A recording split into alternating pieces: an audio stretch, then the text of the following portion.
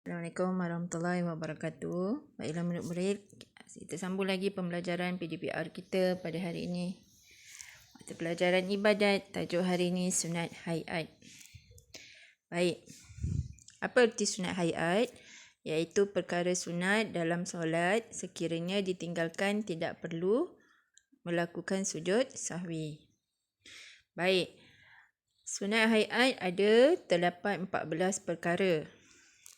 Pertama, mengangkat tangan. Perbuatan ketika takbiratul ihram iaitu mengangkat kedua belah tapak tangan menghadap kiblat. Allahu Akbar. Itu takbiratul ihram ni dalam solat. Okey. Yang kedua, sunat hayat iaitu mengangkat tangan ketika rukuk sebagaimana takbiratul ihram. Daripada rukuk, sami Allahu liman hamidah. Rabbana lakal hamd. Kita angkat tangan kan? Itu juga termasuk dalam sunat hayat. Yang ketiga, mengangkat tangan ketika rukuk. Itu tadilah. Okey, yang keempat, mengangkat tangan ketika bangun rakaat ketika seperti takbiratul ihram. Itu yang keempat. Baik. Yang kedua, meletakkan perut tapak tangan di bawah dada atau di atas pusat sebagaimana dalam gambar tersebut ni. Budak lelaki tu dia taruh tangan dia dekat atas perut ataupun dekat atas bahagian pusat. Itu juga sunat hayat. Yang ketiga, sunat hayat membaca doa iftitah. Allahu akbaru kabira walhamdulillahi katsira.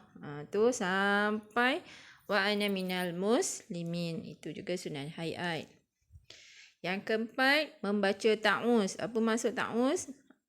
Kalimah a'udzubillahi minasyaitanirrajim. Okey. Yang kelima, menyaringkan bacaan Fatihah. Kuatkan semasa membaca Fatihah pada rakaat pertama dan kedua pada solat maghrib, isyak dan subuh serta Jumaat. Baik, sunat hayat yang keenam ialah menyebut amin selepas surah Al-Fatihah. Yang ketujuh, sunat hayatnya ialah membaca surah Al-Quran. Surah apa-apa, itu termasuk dalam sunat hayat. Yang ke-8, membaca tasbih ketika rukuk. Apa bacaannya? Subhana rabbiyal azimi wa bihamdi. Dibaca sebanyak 3 kali. Itu juga termasuk dalam sunat hayat. Yang ke-8, yang ke-9, membaca tasbih ketika i'tidal. Apa kalimahnya? Sami Allahu liman hamidah Rabbana lakal hamd.